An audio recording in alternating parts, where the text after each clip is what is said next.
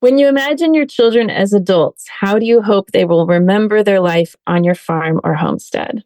What are the values and skills you want your children to take into adulthood? How are you currently teaching or modeling these values or skills? What are you doing to help make farming or homesteading a positive option for them? And then the last question is, welcome to episode 21 of the Seed Farmer Podcast. I'm Dan Brisebois, seed grower at Turnesol Cooperative Farm and spreadsheet and crop planning enthusiast. With the Seed Farmer Podcast, I want you to get inspired to go out and grow some seed on your farm. Before we get into the podcast, I want to tell you that I just received the first copies of The Seed Farmer. This is my brand new book that I've been working on for a couple years, and so I finally have it in my hands, and it was a little overwhelming as I opened the box. And I got to pick up the actual copy of the book and I could flip through it and I could see the pictures and the words so nicely laid out. New Society Publisher really did a great job turning my manuscript into a real actual book. And I am so excited for you to get to see this book in your own hands. The official release date is November 26th, but you can pre-order the book from no-till growers and other places where fine books are sold. Now, let's talk about another book that just got released. Katie Kulla is this episode's guest. Katie is the author of Farm Raised Kids, a brand new book from Storey Publishing. Katie is also an illustrator, one of the hosts of the Growing for Market podcast, and farms with her husband at Oakhill Organics on Grand Island in rural Dayton, Oregon. In this episode, we discuss Katie's brand new book, but we also talk a lot about Katie's experience growing seeds and how that experience has changed over the years. This brings us to Farm Raised Kids, Katie's new book. We talk about the dream and the actual reality of having kids on the farm. I tell Katie how I got a little teary-eyed reading the chapter with grown-up kids, talking about what their farm childhood experience means to them. In the deep dive, we talk about growing dry beans for seed because Katie's family just loves eating dry beans, and there is really no comparing the flavor with store-bought beans. I hope you enjoy this conversation.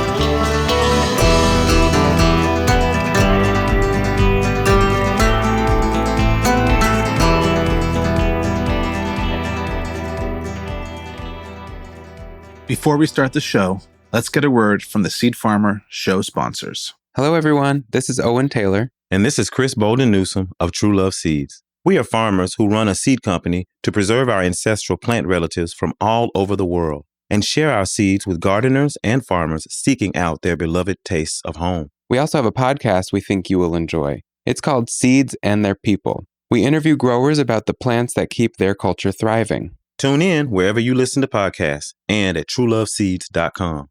All right, everyone, important public service announcement. I know some of you are already making plans for how you'll spend the winter, ordering tools, researching seeds, projecting crops. It's also a great time to gather with our farmers to share knowledge and skills. This February, join thousands of farmers like you from across the U.S. for 3 days of community building and farmer-led learning at the 36th Annual Marble Seed Organic Farming Conference in La Crosse, Wisconsin. Find out more and register at marbleseed.org/conference. All right, back to the show. Hi, Katie. Welcome to the Seed Farmer Podcast. Thanks, Dan. I'm so glad to be here. So you're the author of a great new book called Farm Raised Kids. And I got an early copy because we're one of the families that's you interviewed for this book. And I love this book. And not just because we're mentioned in it. It was great separate from that. After finishing it, I thought, one of the no-till growers, because I'm part of the no-till grower network, and I thought one of the hosts should definitely interview, and I suggested it. And then that night I was thinking, I really wish I could be the one interviewing you. And then I remembered you have a seed farming history, and I thought that's an excuse to have you on. And so we'll talk about the book for sure, and we can also talk seeds so we fill all the mandates. Perfect. I'm excited. I love seeds, and I love talking about farming and parenting. So we'll talk about all of it. Perfect. So let's start with your seed story, and you can tell us how seeds came into your life and maybe that evolution over time. I feel like, Dan, I interviewed you on my podcast about your seed story because you have a book coming out too, as I'm sure your audience will know. You have such a nice origin story. I was trying to think this morning before coming on, like, do I have this one moment that I can name, like, this one plant that I handled the seeds of and it changed everything. I don't have that I can remember. I think what happened was that when my husband Casey and I were new running our farm, Oakhill Organics, we were doing the whole typical mixed market vegetable farm, so farmers market, restaurants, CSA, and we were just really interested in how to keep diversifying and thinking about what are different potential crops we could grow, partly because we're just really curious people, and also because we were really interested in, from a financial standpoint, like what would be complementary enterprises. In a lot of ways, farmers market and CSA were complementary in some ways, like we could grow a lot for our CSA and then, plan for market, but also use market as an outlet for, the extra, right? If you have 80 CSA members, it's not like you just plant 80 cauliflower plants, right? And expect to have 80 cauliflower. So you have to plant like 150 to know you'll have 80. The market was a great place to know that we would have an outlet, for the overage. But time-wise and work-wise, they occupied the same space. And at some point, we started thinking about how seeds might occupy like a different space in terms of our mental energy, how we use our fields, how we use our storage spaces, how we use our time. And we also loved going to conferences in the winter. And I think just coincidentally, I don't think it was always in the Northwest, but that particular year when we were ready to add maybe a new enterprise, the Organic Seed Alliance had their conference in Salem, Oregon, which is like 25 minutes from our farm. That's very convenient. Which you were at. We've discovered you were there the same year. But that's not where we met. It's a total... No, we didn't meet. Yeah.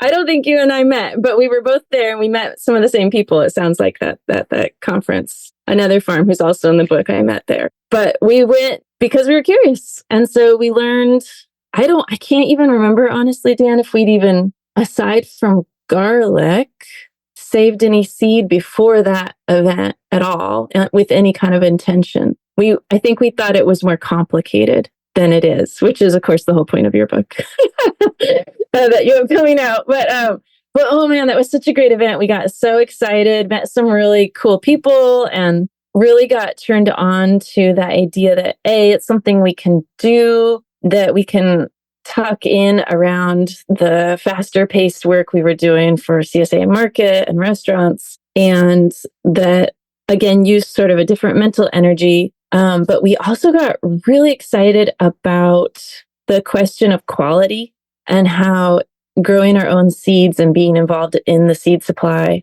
we could play a role in producing quality seeds and quality varieties. At that point, we were already friends with Frank Morton of Wild Garden Seeds. He probably was part of getting us turned on to seeds too initially. And we had seen such a qualitative difference in growing some of his seed lines that were adapted to the Willamette Valley in Oregon, which is where we are also located. And so, I think we started growing and saving seeds that same year and kind of dove in head first and got some contracts probably the year after that, after we'd experimented a little bit. So I'm going to ask you about those first contracts, but before that, I don't know if we said it out loud, but the conference you're talking about is the Organic Seed Alliance Conference, which happens every 2 to 3 years. And the few times it's been in Corvallis, Oregon.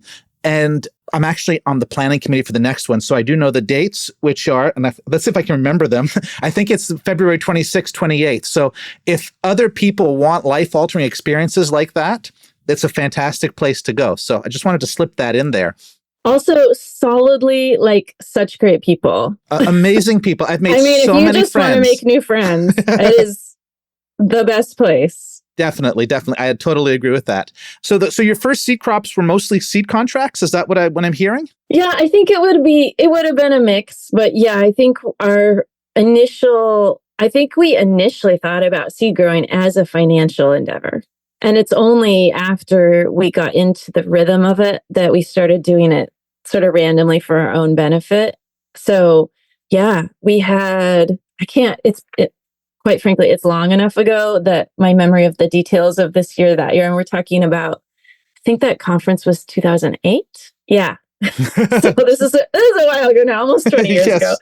So I can't remember the exact timeline. I'm sure I could go dig up papers or look at old blogs, but I was like, we can just talk about the big picture here. I know that in those years, we grew a bunch of different seed crops. Fedco, we worked with Fedco. They were really great about giving us a chance, because the thing with seeds is unlike with fresh vegetables where you can see the quality of what you're buying. You can see quality with seeds to a certain extent, right? You can see with some of them, you can tell they're not actually mature or they're moldy or the size is off. But ultimately, you need to do those germ tests, and it's a risk for a seed company to do a contract with a grower. So I think our first couple situations were actually, I said contract, but I think we told them we had seed and we sent it to them and they tested it and then they bought it from us kind of situation. And then, yeah, more on spec. So then I think we started getting some more contracts, and we grew celery root seed, tomato seed, pepper, bean, chicories. I think maybe we did some popcorn. Again, it's been a while. We've had 2 kids since then too. And I will also say part of our seed story, Dan, which makes me a little bit sad in retrospect, but it's just how life works. We were getting really into seed, like really enjoying it. And then we had the opportunity to buy land next door to us, which was amazing. Just like our neighbors who owned the property right adjacent to us were ready to sell it. And they came to us rather than putting it on the market. And we had connected with them because around the same time we had been fighting a gravel quarry here on the river island where we live. It's a 3,000-acre river island in the Willamette River. And, beneath the beautiful topsoil, if you dig down deep enough, there's gravel. So we had been working to stop the conversion of hundreds of acres of prime farmland into aggregate production. And so we met these people. They also didn't want farmland getting turned into gravel quarries. So when they were ready to sell, they wanted to sell to another farmer rather than just putting it open. And we wanted to keep that land so that it wouldn't go into gravel. So we stretched ourselves, got a loan, which was cool, like a business loan from a credit union, bought the land next door. So that more than doubled our acres. And then we ended up renting the land next to that as part of the purchase deal, taking our overall acreage to 100 acres that was in our management. Yeah. And so it ended up sort of inadvertently ending our seed growing years as like vegetable seed growers on contract, because that to me is something where it's a really great option for increasing your gross income per square foot, right? In many cases compared to fresh market vegetables. And we were suddenly in this situation where we did not lack for space. And so we were rethinking how we wanted to run our farm. And we went from that into 2 years of running a full diet style CSA, like what they do out at Essex Farm in New York, that Mark and Kristen Kimball do.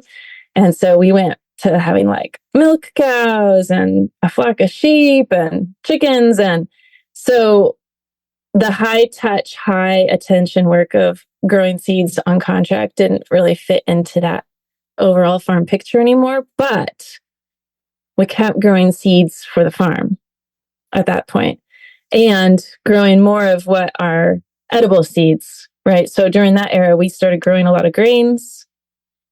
We grew a lot of fava beans and popcorn and field corn. We were also growing things for our animals to eat and saving the seed and planting it. So it was like this different version of using the skills that we had started to learn when we were doing vegetable seeds. But I do still sort of regret not keeping up that rhythm specifically with the seed contracts because I love that work so much. But it's like we learned it all and it's never gone away. Like we've literally not ever had a year where we're not saving seeds since we first started, because it's just so easy. Like once you get into the rhythm of it, which is of course the whole point of your book. Here I am talking about my book, but I'm plugging your book because it's that is the message of your book. I wish we'd had your book back in 2008. But Well, I wish I did too, which is partially why I wrote it. Well, hey, and I could say the same about my book. I wish I had my book in 2009 when my son was born. Perfect. And that's almost a good transition point. But before we transition to talking about your book a bit, so farming is a less important part of your time nowadays. And I'm guessing income sources also. You've kind of diversified what you're doing. And of which you seem to have written a book, which is great. Yeah, I couldn't have done that while we were still full-time farming, that's for sure. You've done it, but I could. I'm impressed. Well, and part of my situation is how it managed to happen. Like, I don't know if I could have written a book if I was not farming in a co-op situation. Oh, yeah, absolutely. Your situation has so much more flexibility. We were doing such a classic, like, husband, wife, do all the work, manage the farm, like wear every hat between the two of us. Oh, so much. So I was listening into the Not Only Farmers podcast and the interview that was with you, which was a great interview. And something that you highlighted is you didn't, I don't know if it's like transition out of heavy farming because it wasn't profitable. And I thought that was a really wonderful thing to highlight, because often when people, because it's not easy, farming's not easy, even when it's going really well, there's always tough times. And I think people often see other people pursuing other careers or other things in farming and just assume they couldn't make it. And I really love that you highlighted that. Yeah, I want to make sure people hear that part of the story. So, because I don't want it to come across wrong and say things about the world of farming that are inaccurate. But yeah, so we were full-time farming until the end of 2020. It was like our primary livelihood, which would shift based on what our enterprises were. But that whole time we had our vegetable CSA. That was like the foundation of our farm's experience. We had some members who were members all 15 years, and where we are in Oregon, we can do a very long season. So we were growing year round. We didn't do this every year because it's exhausting, but many years we were harvesting for them 52 weeks of the year. So very intense farming situation. But for a lot of reasons, at the end of 2020, we decided to be done with that manifestation of farming. And the way I tell this story is that my husband and I just realized, partly because of the pandemic, right? It was a little bit of a midlife crisis for everyone. It just also happened to be midlife for us. Like I turned 40 during the pandemic. We realized life is longer than maybe we even pictured when we were young and set our careers, but also it's short. And we just had other things we wanted to do. And again, because of the way we were farming, with it just being a husband and wife operation, we had employees over the years, obviously, like we were managing 100 acres. It was not just us, but it's still always like us as the managers. We never, let's say, scaled up the management of our farm. It was just so all consuming. Like we'd never taken our kids on a summer vacation, for example, but we also just had other things that we wanted to experience and pursue. Like for me, writing this book, I couldn't have done it. The irony of it is I couldn't have done this while we were still farming. But so that's how I usually phrase it. It's just we were ready for a second act. And it wasn't negative. But my husband did remind me last night when we were talking about just what it's like to start a second act in midlife, and which is not easy, by the way. In many ways, it would have been a much easier choice to just keep farming. Like it's been a whirlwind roller coaster ride.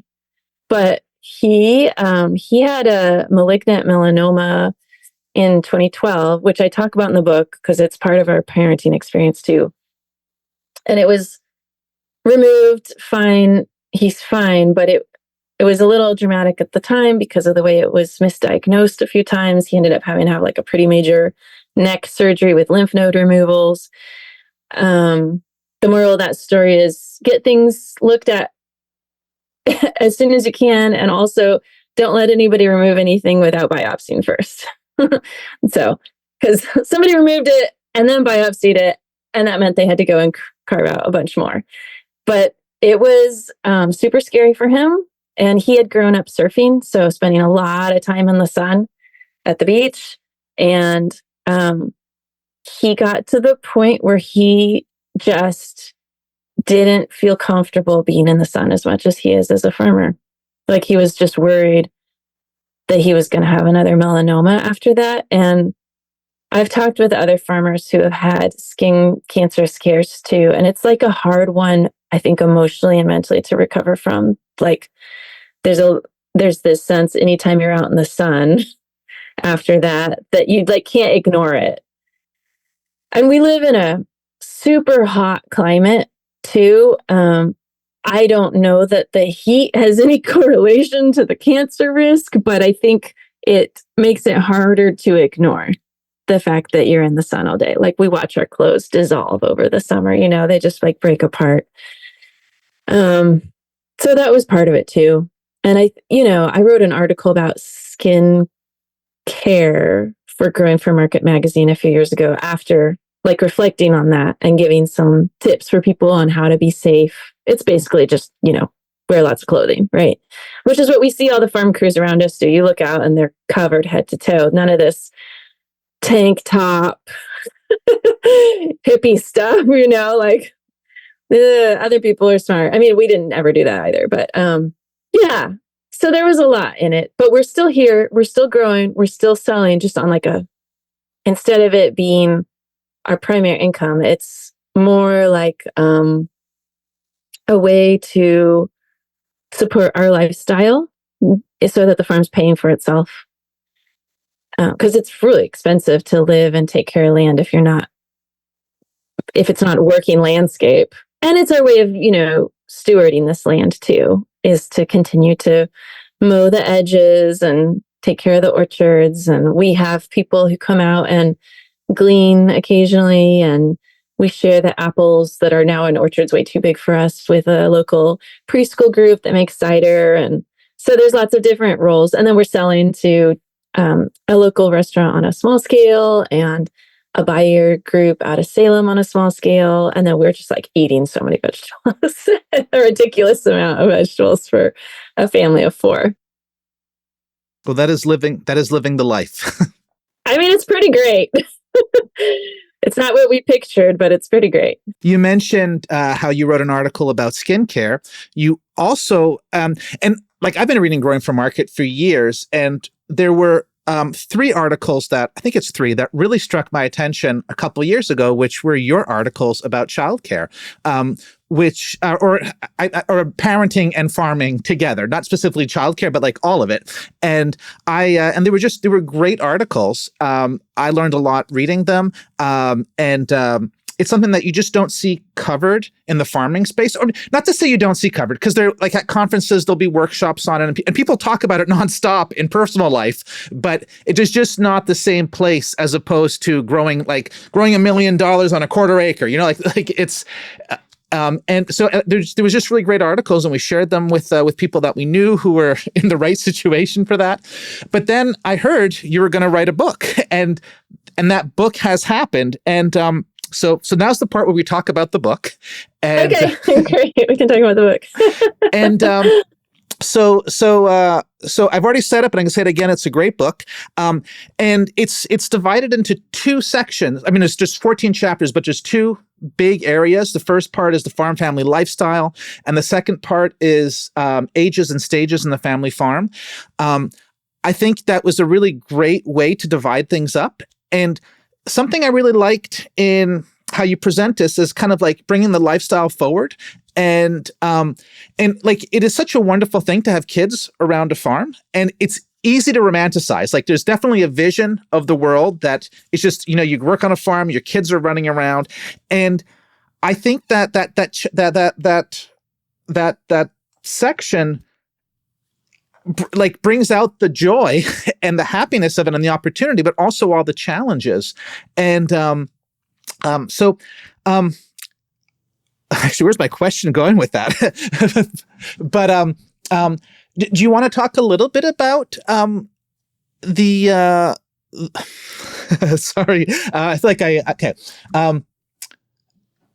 Do you want to talk a little bit about that kind of, that, I guess, that decision you made to kind of, or maybe just kind of Do you want to talk a little bit about kind of that lifestyle of farming, and then I guess debunking some of the, not I wouldn't say myths because they're not myths, but debunking some of the dream, but also like what that other dream is that can exist in there? Yeah, for sure. Right. Right. Because the reality is still great. It's just different than maybe what people expect, for sure. Yeah. So like you said, I wrote those 3 articles. I think one was just generally about farming and parenting. So it addressed a big, I tried to address a lot in one little article, which is when I was like, maybe this is a book. And then there was one about pregnancy and the farmer, and then one about postpartum care and the farmer. So that was the trio that were in Growing for Market a couple years ago now. And they definitely were like where this book started. I wrote those and realized, oh, there's more. There's way more than I can say. And for people who haven't read them or haven't seen the book yet, it wasn't just my thoughts on it. I interviewed other farmers for all those, wanting to have a diversity of perspectives presented, because I figure that's the most interesting to somebody, is what many different people, maybe growing different crops, different age kids, have to say. So I brought that same focus to the book. There's 25 different farm families represented in the book, different crops, different age kids, different size families, different regions, different size farms. So the hope is anybody who picks it up will see some part of their story represented there. But yes, so the other big thing that I really wanted to sort of speak to is, I feel like, I don't know what it's like in Canada, probably not too different, but in America, we have a lot of romance around farm families. And some of that's been kind of almost like intentionally propaganda, westward expansion, et cetera, kind of stuff, right? But it's stuck around. And I think we have a lot of romantic children's literature around farm families. And then social media kind of also can add to that vision. People post very beautifully curated videos of themselves in their fields. And so I think a lot of people who, especially who haven't had younger siblings or done a lot of babysitting, like consciously or unconsciously think, oh, I'm farming now, I'll keep farming, but I'll just have the baby on my back. I've heard that so many times. And that is just not how it works for the majority of farm families. Like, those babies have needs. They're little people. They don't necessarily just want to hang out on your back all day while you farm. And I think too, we see a lot of, well, I don't know if you grew up like looking at National Geographic, but there's a whole almost like genre of images of like people in other countries working with babies on their back. But there's so much context we're not seeing in those images. You know, like when you really dig into what happens in some of these cultures, there's often actually women who like aren't in the fields, who are taking care of babies. So anyhow, we just have these ideas that for some reason farm raised kids are just going to like chill and and hang out with their parents while they farm. And it's just not how it works. So I wanted to address that in the book and point out some of that too is, you know, we have 21st century Western world ideas around parenting and the kind of engagement kids should experience and the kind of stimulation they should experience. And that's also not really conducive with just having your kid hang on your back all day. But once you get past that idea and realize that childcare is real work, not always compatible with farm work, both for practical reasons, but also for safety reasons, which I address in the book too. There's a lot of not kid-safe stuff that happens on farms. It's actually a really awesome place to have kids, you know, once you deal with the safety issues and figure out how you're actually going to get your work done. I mean, I feel so like deeply grateful in a way that's probably one of my biggest life gratitudes, that my kids have been able to just walk out the door into the natural world where I know, because we've kept our farm safe and we've, put boundaries, they're safe to wander and play or go pick food. They have such an intuitive level knowledge about food that blows me away every day. Like, because we never really consciously taught them. I mean, occasionally we'll be out and we'll be like, this is a blah, blah, blah, but most of it's them wandering alongside us. And I want to make the distinction that our kids actually have hung out with us a lot in the field, but it's not 24/7 and it's not like when they were babies, It's not when you're hustling to get the morning's harvest done before a certain time so you can deliver orders or something. Right. And if they do, they might come out and visit during that, but it might be for like half an hour. And then we're like, dude, kid, I gotta get this order in or something, But just they know when each crop is going to be in season. They know what it looks like when it's ready to eat. They know how to harvest it. They know where things are on our farm.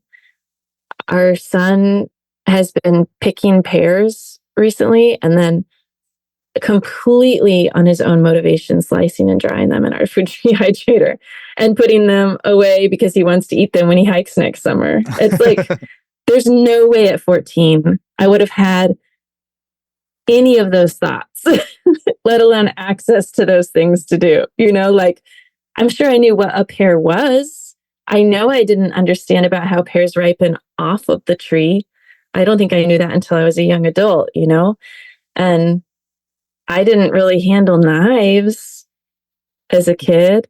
I mean, that's like a random side effect, but my kids have been handling knives like literally their whole life. We got them safety knives when they were little, and they just moved on up, and they can break down any vegetable you give them, It's amazing. It just blows me away. And I think about how it's fun for them, but it's also so empowering. Like these are to life know skills. How to engage. Yeah. And they know that they have the ability to do things that can literally feed other people. They see that the work they do makes a difference for our family or on the farm. It's an incredible thing to be able to see as a young person. What kind of relationship with seeds have your children had on the farm, or how kind of relationship with seeds have they had over their experience? Our actual primary time doing commercial seed contracts would have been either right before the kids were born or when they were super young. So their role in that era was pretty minimal, although we have some awesome photos of my 1-year-old son, Rusty, helping clean tomato seeds in a giant bucket after they've been fermenting. So, I mean, anything that was tactile like that, he was always all over that. Like on the vegetable side, he loved, after the onions were dry, helping us get the wrapper, like the dirty wrappers off, just like the noise and like cleaning the onions. He was always all over that as a young one. But since we've just continued harvesting seeds, again, when it's something they can jump in on, they have. So a couple of years ago when we were doing dry beans, I think even this year too, my daughter likes helping to thresh, it's fun to like beat things with a stick. And she helped harvest, cut the plants and carry them in. So I think it's very similar to the way they've been involved with everything on our farm, where they just kind of dip in and dip out and get a little bit of knowledge this year and a little bit of knowledge this year and a little bit of knowledge this year. It's just always so interesting to see what they've learned over this long time of just like dipping in and out. And then also playing in the fields, they observe so much. It's really interesting. Oh yeah, the other thing too they've always helped us with is cracking garlic seed. That's also very tactile. Yeah, and it's a fun one to just like sit around big buckets as a family in the fall, like on our porch on a rainy day, cracking garlic to plant. And then they've helped us plant the garlic seed too. So the first part of the book is kind of the lifestyle and like what it's like, I guess, having kids on the farm or the experience. And the second part, you go through more specifically the different ages and stages because they're not all the same and it changes dramatically. No, they're very different. Thank goodness. And, in our parenting journey, our kids, like, we have a 12-year-old, a 9-year-old, and a 2-year-old. And so we're still parents of a young person, but, having the other two, we've kind of I'm not going to say figured it out, but we know what's going on. So I did enjoy those chapters, but they weren't the same like eye-opening as if I didn't, if I was a new parent. And so for sure, if there's new parents here listening or expecting parents, this is a great section to read. Or the whole book is good, but I really enjoyed. Like I wasn't expecting how much I was going to enjoy kind of reading more about both sort of like teens and tweens on the farm. But then there was the last chapter was about the kids who've grown up. And that was a chapter that I left me a little bit, I don't know, teary-eyed a little bit. It was kind of the dream that you have by having a family, period, and then also having a family involved in this kind of situation of those who those who either choose, well, some choose to continue this kind of work, some move on to other things, but just the value that they have of and the memories of it. I really enjoyed reading that. And at the end of each section, you have discussion and journaling prompts and questions. And I read them all, but for the most part, I kind of like just read it as like reading the book. But I did find myself stopping on that last chapter and thinking about those questions that you have about, I mean, I don't know. I'm just going to read a couple. I've got the book right here. And I have it right here also. Yes. Well, why don't you actually, yeah, I could, what, do you want to kind of just read through those journaling questions? Yeah. So in this chapter, I interviewed, I think, 5 different young adults who grew up on farms and just asked them to reflect, which I will say also, I really enjoyed writing that chapter for the same reason that you're talking about, Dan, where it's the part that I didn't personally know about as much yet, it was neat. Okay, so the questions, so I guess these are the last questions in the book then, because this is the last chapter, are... So this is a spoiler for the book. Literally some of the last pages of the book. Spoiler. When you imagine your children as adults, how do you hope they will remember their life on your farm or homestead?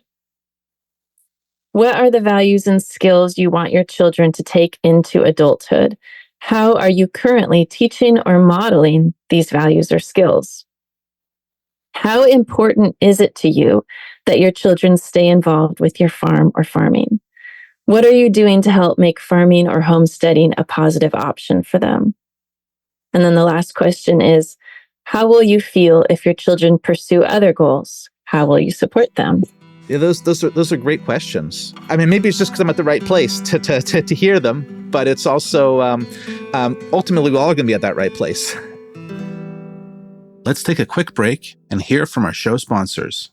The goal of the Culinary Breeding Network is to improve communication between plant breeders, seed growers, farmers, chefs, produce buyers, and others to improve quality in vegetables, fruits, and grains. The Culinary Breeding Network creates unique opportunities to taste in-development cultivars where everyone can share opinions and be a participant in variety development. Inviting chefs, farmers, and everyday eaters into the breeding process increases public awareness and understanding of organic plant breeding. To learn more about the Culinary Breeding Network and find out about upcoming events, visit www.culinarybreedingnetwork.com and follow on Instagram.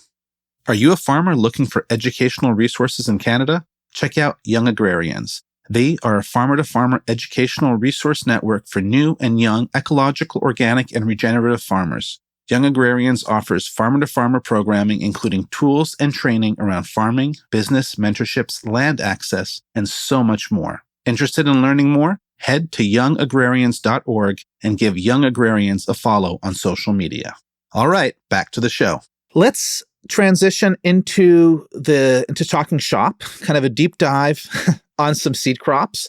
And when I asked you what you'd like to talk about, and I know you've grown many different things, but you brought up dry beans because it's something that you're still growing. So do you want to tell us why you'd like to talk about seeds? I guess, oh no. Do you want to tell us why you'd like to talk about dry beans and kind of the role they have in your farm and your life? And then we'll get into the growing of. I mean, what seeds we grow or save every year kind of just depends on our mood and what we have the presence of mind to save. But we have, as a family, come to really love eating dry beans that we have grown ourselves. And because they just taste so much better. It's wild. It's one of these things that I've sold or grown vegetables now, for over 20 years. And I still find myself surprised at the qualitative differences between what we're doing and what we can buy at the store. It's amazing. But it's hard to always grow enough because we can eat so many beans. But it's so fun, and it's neat. It's a neat thing that actually we didn't start doing until we started growing seeds, because it is basically you're growing a seed, right? It's just that in this case, the seed itself is also edible. And then we will save them if we can. Last year, we didn't manage to save any seeds because we just ate them all. But many years we'll, set aside some and put them in the freezer and save those for planting. So it's one of the things. There's a few things we consistently still grow, like fava bean seeds we will save because that's also really easy. And we don't necessarily eat those. That's just for replanting each year. Pepper seeds we consistently save because they're so easy to save. It's like, well, we have to take them out of the peppers as we eat them. So we just set them aside on a paper towel and let them dry. And there you go. But then there's other things we'll save just randomly. Like I love saving hollyhock seeds from my garden, which isn't a vegetable seed, but they're, again, this other seed that sort of begs to be saved. And I give those out as gifts and stuff.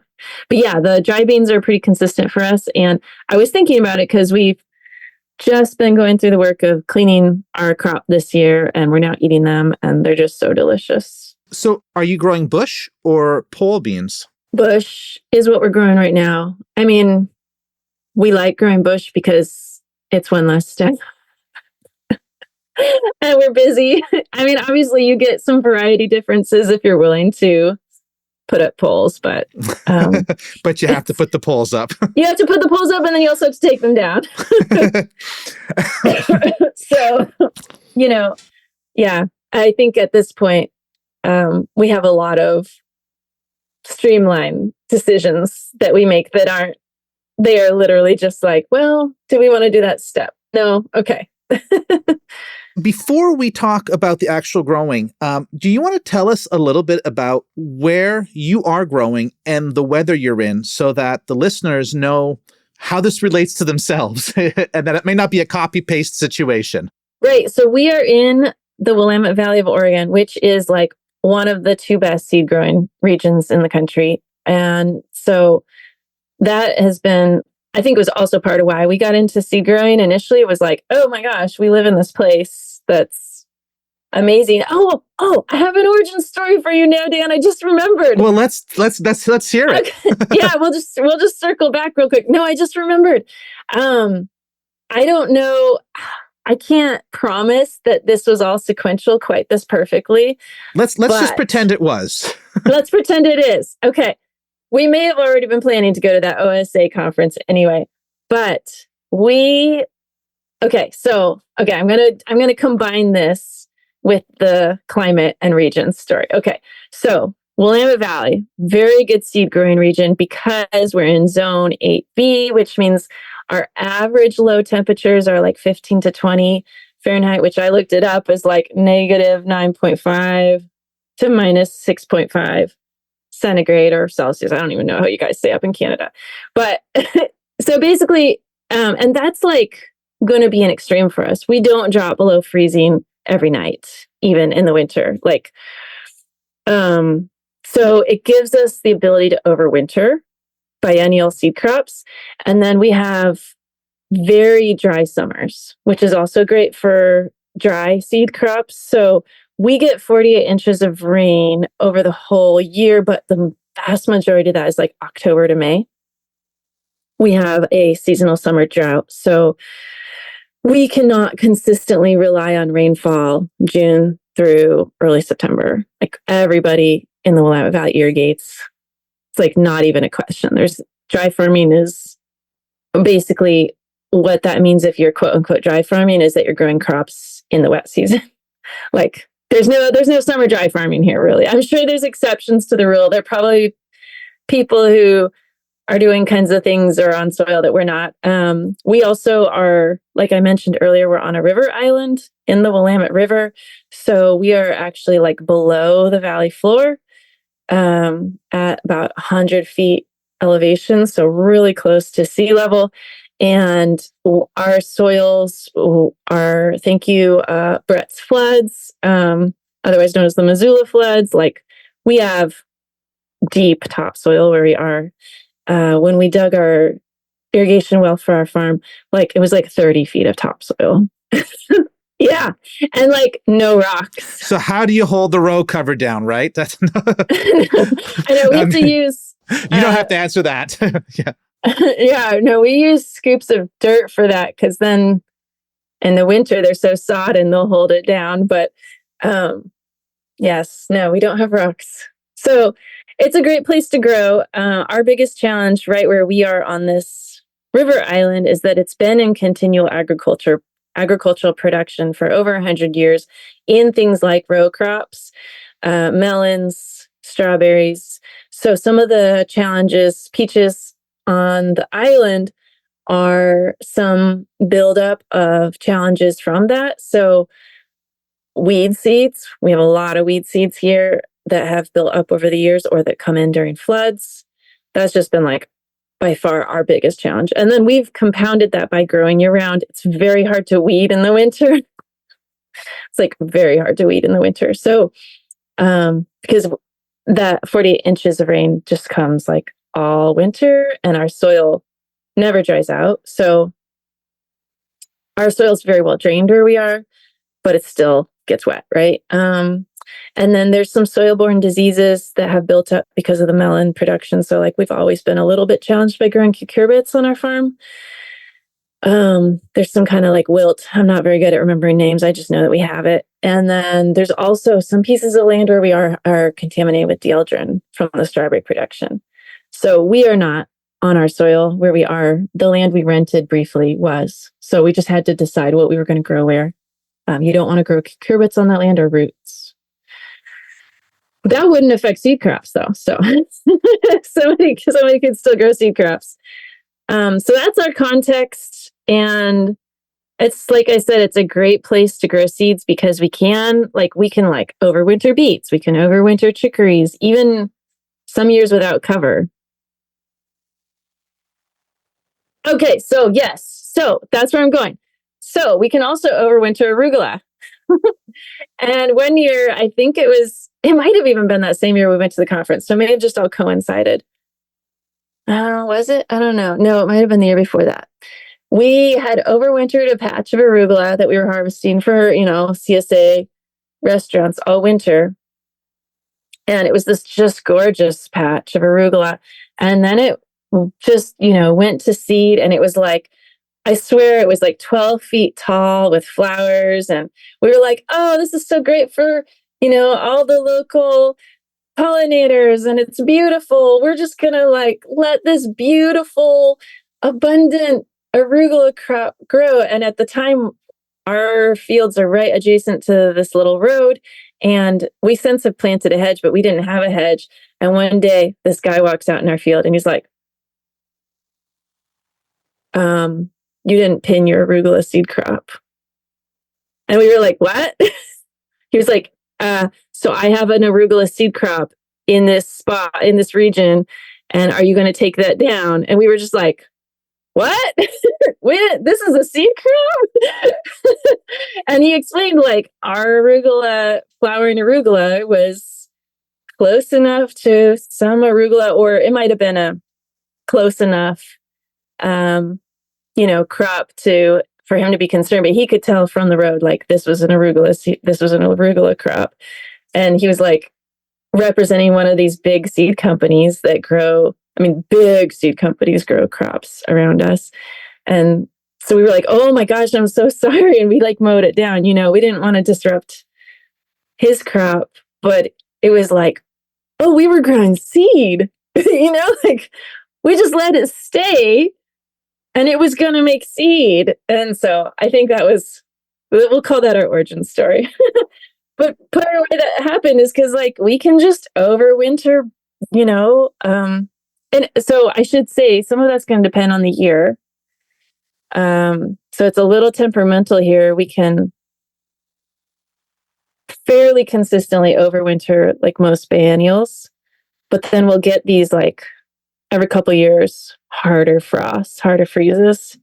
So that's why high tunnels and row cover are very useful to make up the difference. Because it's not your average that's the problem. It's that like one day or that weekend where it just gets really intense and freezes hard. And yeah, it's the same weather cycles that bring us like our heat domes and stuff. Well, maybe not all our heat domes, but our normal heat waves. It's this this weather that will come from the Northeast. So it's coming kind of like, and as opposed to most of our prevailing weather comes from the Pacific Ocean, and it's mild. But then we'll get this weather from the Northeast. So it's coming from more the interior of the state and up north. And so in the summer that we get these like really hot, dry winds. And then in the winter, we get very cold, dry winds that'll last a couple days. So it's like a similar cycle of weather, but in a different season. And that's when we'll get below those average colds. And there's one thing I'd love you to just touch on a little bit more, is just the concept of a pinning map, because some people listening to this will have never heard of that. Would you want to just explain? Yeah, I'm happy to explain my amateur. I don't feel like I, can talk to it as well as somebody like Frank Morton, who lives and breathes this stuff, but who's a Wild Garden Seeds. He's actually on episode 7 of this podcast. Yeah, I'm sure you go back and listen. I'm still trying to get him on my podcast, but so he's also here in the Valley. But because we have all these like large scale seed growers, these aren't just vegetable seed growers. These are people growing like sugar beet seeds. That's a big issue in the Valley. But the types of seed crops that are outcrossers or wind pollinated. So they can cross over long distances, especially if you're talking some of these fields are like 40, 100 acre fields of the same crop. They need an isolation of sometimes miles, right? So there's a system called pinning, and there's literally maps in an office, and you go and you literally put a pin in the map that designates who gets to grow what. And it's this complicated jockeying of like who has seniority. Like if you don't have seniority, you might not ever get to grow a certain crop in a certain region because there's people who just have it, that they've been growing it there.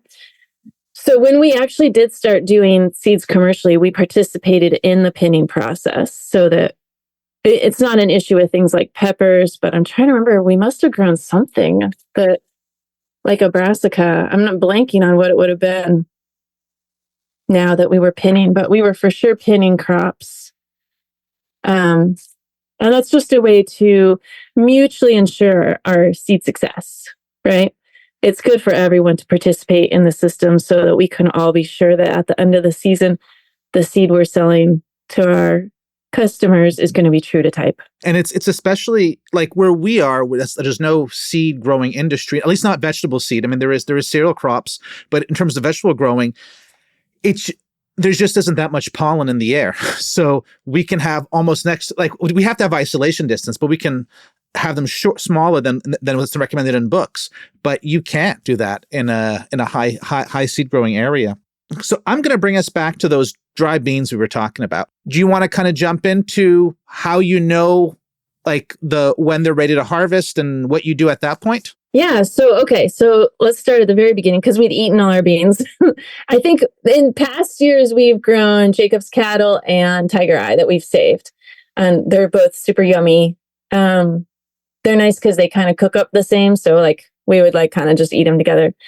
But this year we were starting from scratch. So we bought Vermont cranberry bean from Fedco and Gaucho from Fedco, which is a Carol Deppy variety that she has maintained from an heirloom that she got in the 1980s. So, and Carol Deppy is a seed breeder here in the Willamette Valley. So we were excited to try out something that seemed like it would be well suited here. One of our challenges here compared to some regions is we're really hot because we are during the days, really hot. I mean, we get over 100 regularly. It can feel brutal sometimes in the summer here, but we have cool nights. So days to maturity, it's like marginal whether you can grow okra, right? Some people, we don't really have the problem because of where we're located, but depending on where you are in the Willamette Valley, like even getting mature winter squashes can sometimes be questionable. Less so now with climate change. It's just a lot warmer here. Added bonus. Added bonus, sweet winter squash. Woo! We might all fry to death, but our winter squash is very sweet. But so we're always looking at like days to maturity, especially things like dry beans, right? Because that days to maturity is not just like a day is not a day is not a day, right? It's going to depend on sunlight and heat. So we were excited to try something that she had saved, and they're both bush beans, although the cranberry will throw out runners, but we didn't put out poles for it. So Casey sowed those on June 1st, and we, in our whole, like, what can we cut out of the equation time-wise, mostly direct sow anything that's well suited to it at this point. Like we have in the past transplanted beans. I think people like to do that when they have limited space or they want to get ahead of the weeds, or if they want to get them started before the soil's super warm.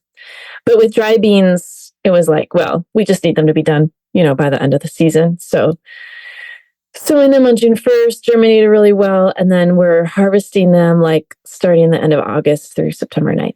So what is that? That's solidly 3 months. Yeah, that's like exactly, I'm looking at the days to maturity. That's about like exactly what Fedco would say for those. And cut them off, hauled them in. When do you decide that they're ready to be cut off? So when the pods are getting pretty dry, right? Like, and you'll appreciate this as a vegetable grower too. There's always a balance between like where it is in the field and what's adjacent, because we don't necessarily have isolated plots that are just beans. And some of that's because I think if somebody was using like T-tape to irrigate, you could maybe have more isolated plots, but we use hand lines for the primary irrigation. So for us, it makes sense to have everything that's more or less growing in the same time of year to be in like a block together, so that, because it's a 40-foot wide, band of water. So there's a balance there of like what nearby still needs water, but we should get these beans out. So we sometimes will cut them earlier than we might if they were isolated, and we could just like let them start to dry down in place. But as soon as they're clearly mature and starting to dry down, we could cut them. So I think this year we cut them a little on the earlier side just because like they were right next to broccoli that needed to be irrigated. And there's no reason to keep watering something once it's mature. It's just going to get moldy. So you're harvesting whole plants. And then how do you carry them from the field to wherever they're going? That's a good question. It changes every year based on what's working on our farm. We still own it. Like our favorite farm tool ever that we just need to like replace because it needs so much repair is our John Deere Gator. It's like my favorite tool on the whole farm, but we beat that thing into the ground and it's like every part of it's broken. It doesn't run. So, this year it was just like pile it on a tarp and pull the tarp. Do you bring them indoors to continue drying? Tell us about your wonderful climate. We do not, Dan, because we live in Oregon. I was talking about this with my husband this morning. I was like, I'm going to tell Dan that we dried our beans in our yard. Yeah, so it doesn't rain. So we just made a big pile in our yard and let them dry. I will say we left them on like tarp/row cover, and we did have like 2 rain events while they were drying, and we kind of rolled them up and put them on our covered porch. And I would also add that if this were like a commercial bean crop, we would probably have put them in one of our high tunnels, elevated, like up on a rack, or we would have put them in an actual drying space. Over the years, we've had so many different conditioning spaces for different things. Like We have a squash room that we don't need it anymore because we're not doing like massive amounts of squash for our year-round CSA anymore, but we would keep that at like a just below room temperature for like squash. And we have a drying space where we can dry garlic. We don't really need that for the garlic, but sometimes we would do it. And then like different coolers. So I think I would for sure, even in our climate, it's pretty dry here, but if I would want to make sure it's not going to get moldy, I would put it probably at least in a high tunnel if we were selling it. But it's sufficient. Like for our purposes, they dried just fine. When it's time to thresh them, what do you do next? Okay, so it's always a little bit fiddling again with what we have on the farm and like how much we have. So we have just series of containers. I'm sure this is sounding familiar. Different size containers, like pallet bins or feed troughs. Like the plastic ones or like watering troughs that are durable. You can kind of like threshing with a stick or something maybe on the tarp first and then transferring it into one of those bins and like doing a finer thresh just again with like a stick. And then at that point you can, with the ones like the trough, you can kind of swirl it around, and because the beans are heavier, they'll start moving aside from the chaff, pull those out, winnow with a fan. We have never, because we like deviated, invested in a really good set of screens. Would love, like, just from a, like, if I could have it, just to have it, I would love to have like a better screen system and seed cleaner system, just to mess around with. But it's always kind of like, okay, winnow to this step, swirl to this step. Here's a screen. This will help some of it. Maybe a little bit of hand sorting. What kind of screens do you actually have, or what kind of, is like colanders, or like what are you using? Like expanded mesh, like which I literally just described a screen. So I'm like a hardware cloth. Is that what you mean? Yes, like a wider mesh hardware cloth. Thank you for giving me the word. I'm like, we got it at a hardware store. What do we call it? Yes, hardware cloth. And then you made a frame and put it in there. Mm-hmm. We had a couple of different things like that. Yeah, I mean, I think this is the part actually about seed stuff that before we got into it, we were like, I want somebody to explain this better so that I understand it. And you literally, and this is actually, okay, sorry, I know we're not supposed to promote your book now, but we can promote it tons. I have no problem with that. One of the things I love about your book is that it has all these detailed color photos, because I think for me, it was such a mystery, like the cleaning process. And then when you do it, you're like, no, it's like literally just messing around with different size screens for like, certain dry seed crops. There's definitely a lot of that. And you winnow in between. Right. It's like, okay. And then you look, is it clean enough? And for us too, because this is just for us to eat, we're not trying to get it clean enough to, send off to somebody to put in nice little handy packages to send out.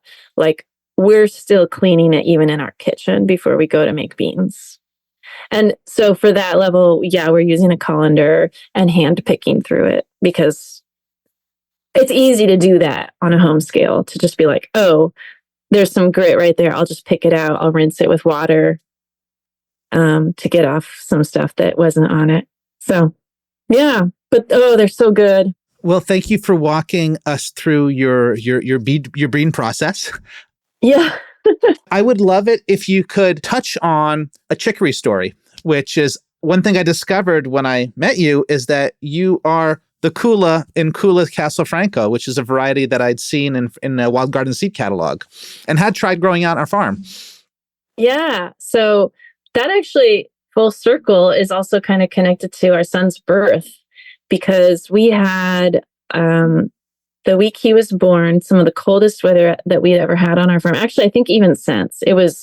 We had 3 nights in a row that were like 6 degrees Fahrenheit, then 5.8, and then 7. And I think he was born on one of those nights, which for us is extremely cold. So that's like -14, I think. I think that sounds about right. Yeah. Yeah. So for us, that's really cool. I know like in Quebec, that's like normal, but for us, that's very cold. And because we were like actively, like I was having a baby, like I was in labor for 48 hours during this cold snap. We didn't row recover stuff that we would normally row cover. So we had a patch of Castle Franco that we were overwintering for a CSA that we didn't row cover. We got through this cold snap, and there was, like 10% of this patch that not only survived, but made the most beautiful heads of Castle Franco. And so we were like, that is a special 10% of this patch. And so Casey dug them up. I was very busy with a baby at this point, and replanted them into a patch. And we grew those out for seed that year and then kept growing that strain. And then that's what we shared with Frank. I think we started that we were selling him the seed. And then when we stopped really doing seed contracts, he kept growing out the strain. And it was great. Were the next generations more cold hardy than the previous one? Yeah, we had great success with that one into the future. Yeah. I mean, after that, did we just leave our Castle Franco uncovered in that kind of cold? No, we did not. Because in general, those are the kind of temperatures that we do need to cover a lot of our overwintering crops for best quality success, right? If you're going to be eating this food. But yeah, no, it was a good strain. It was a good selection event. Are you still growing any of that ever? Our Castle Franco, I don't think we have it anymore. At some point, we used up all the seed. It's very sad. And then Frank, I think, has dropped it from the catalog recently. So I think he said he still has it somewhere. Maybe we should get see if we can dig it out of a freezer somewhere, get us another packet. But we also don't really have a reason right now to grow a lot of Castle Franco because we're not doing our year-round CSA anymore. There's only so much you'll eat yourself during the winter. Yeah. I mean, we love it. I actually like eating salad almost more in the winter than the summer because I love a good chicory salad so much. But yeah. So let's get into the wrap-up questions. Yes. So what would you tell your younger seed growing self? Yeah. So no surprise, I think any seasoned farmer would probably urge their younger self to not take on too much. I think once we had a few good seed contract experiences, it was like, we'll take all the seed contracts. And I know we had at least one year where it was also timed with like having babies and stuff. So it's not all, that was another factor, but where it felt like we weren't quite following through on the quality and the quantity that we had intended with those, because they do take work. Like they're not the same kind of work with market farming where you are cutting salad mix every week and it feels frantic, but you can't just plant a bunch of lettuce and like ignore it and get a good seed crop, So I think with doing a whole market farm thing with all the moving parts of that, and then having the seed crop, I think we underestimated how much actual time and energy the seed crop really deserved.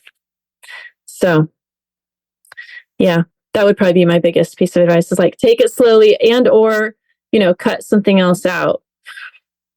Like maybe if you're doing seed crops, don't go to market, but don't think that they're just going to be great quietly without attention. Now, what would you say, that being said, all this disclaimer, what would you say to market growers, whether it's vegetable growers, herb growers, flower growers, what would you say to them to inspire them to start growing some seed on their farm? I would say that probably the biggest reason to start and keep going is because it's very satisfying. So, I think a lot of us get into this because we're super into plants and very curious about the world and enjoy seeing the process.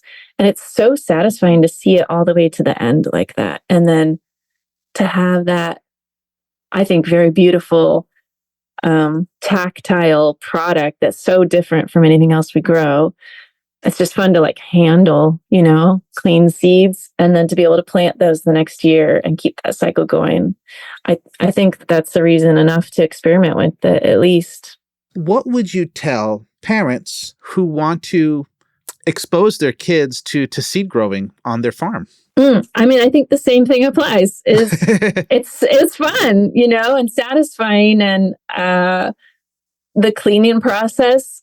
When else are you like handed a stick and invited to hit something? Or with wet seeds, like stick your hands into a giant bucket of goo. When we started our seed company, we were running it out of our apartment, and we had just bins of seed all over. And our youngest daughter would just shove her arms as deep as possible into like a bin of radish seed or of bean seeds or pea seeds. And we've seen it since. Like, a kid can't go by a bin that looks like that without touching it. I know, it's so satisfying. It's like money or something. Just, it's so satisfying. And it's kind of like if all you've ever done is buy packets, it's kind of like buying vegetables at the grocery store. You've only ever had, like a couple of peppers. You only ever had a packet of seeds. It's a whole different kind of wealth to be like, oh, look at all these fava bean seeds, it just feels like abundant. Like, wow, the world is a rich place. And look at all these seeds I have. It's very satisfying. How can people find out more about what you're doing? Because you are doing so many wonderful things. Thank you. Yes, I have a website. That's probably the best place to go. It's just my name, KatieKulla.com. I'm on Instagram with the same handle. And you can email me. I try to keep the website up to date with what I'm doing. And I'm also an illustrator, which I guess we didn't talk about that. But I love illustrating plants and especially vegetables and educating people about how to cook with really simple preparations, seasonal vegetables, because that's something I spent 15 years telling our CSA members how to do. But now I do it like in this illustrative format, which is really fun. And you can see that on Instagram. And then from that, I've created sort of like a really basic line of vegetable related gifts, like t-shirts and mugs. And so you can find those on the website. People can't see this. Folks can't see this because it's a podcast, but I'm wearing your kale shirt. Yes. And I also have a chicory mug. Mm-hmm. So I can vouch for the beautiful illustrations. And this is actually what Emily gets me for Father's Day, has been these sweet things. But they're fantastic gifts if people are getting ready for the holiday seasons. Yep. They make great holiday gifts. I've had a lot of farmers buy like 10 mugs at a time, and they give them as end of season gifts to their crew. So that's like makes me super happy to think about people's Definitely. crew drinking their winter coffee out of my mugs.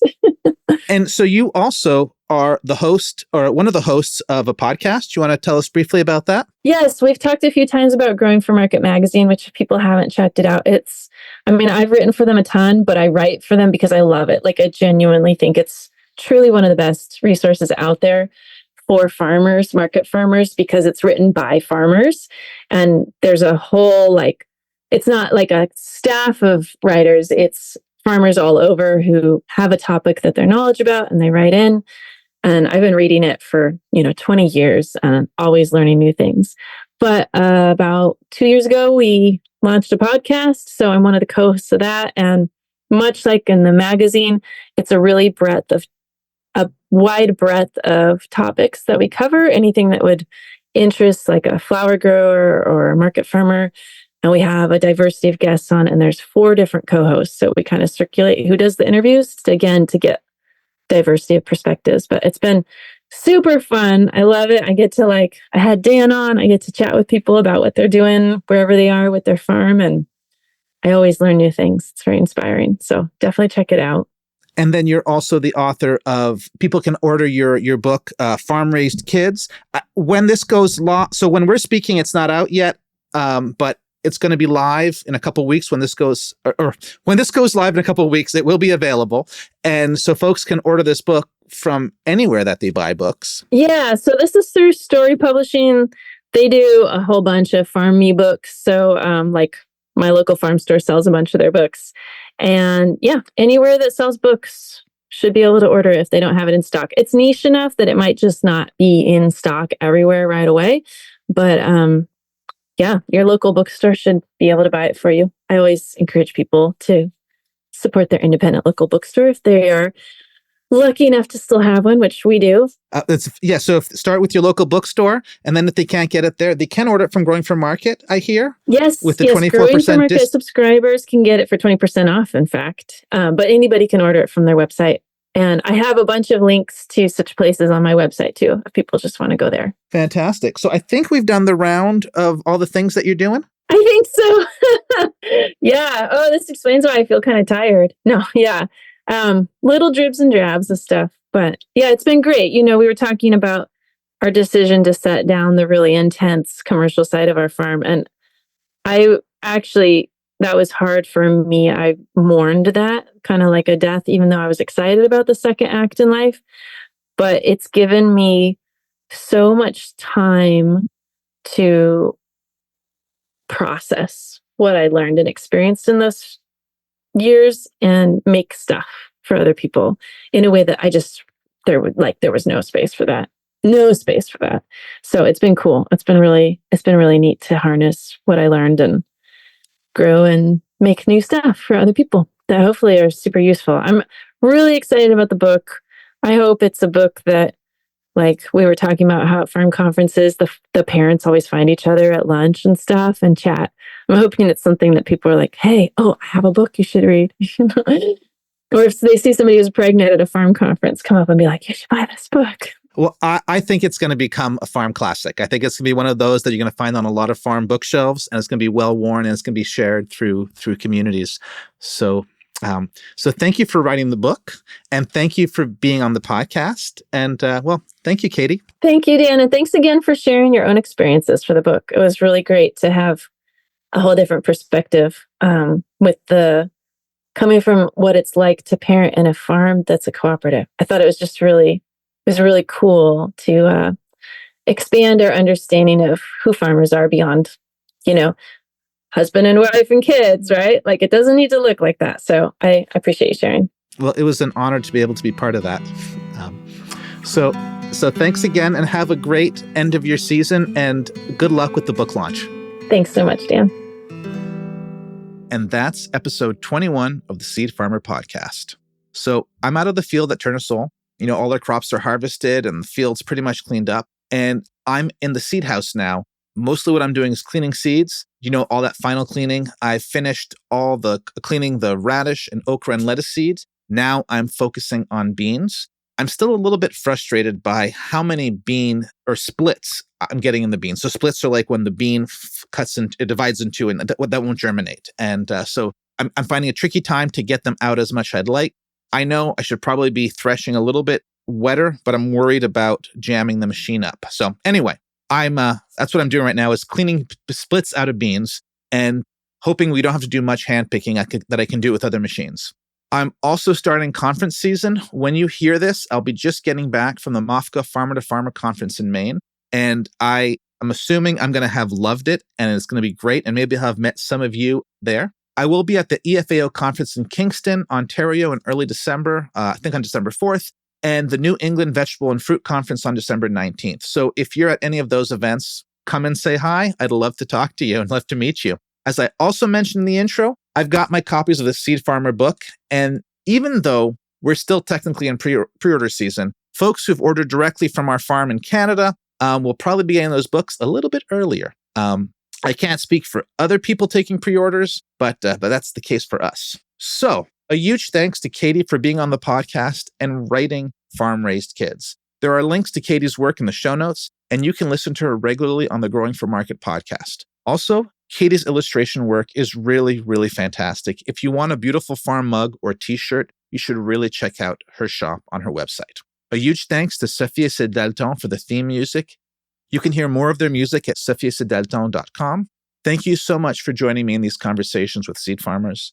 You can find more seed growing resources on my blog at seedgrowers.farm. While you're there, you can subscribe to my newsletter full of seed growing, crop planning, and farm spreadsheets. You can also pre-order a copy of my upcoming book, The Seed Farmer, a complete guide to growing, using, and selling your own seed. The Seed Farmer podcast is produced in part by no-till growers with the help of our sponsors. Thank you, Michael, so much for all the post-production work that you do.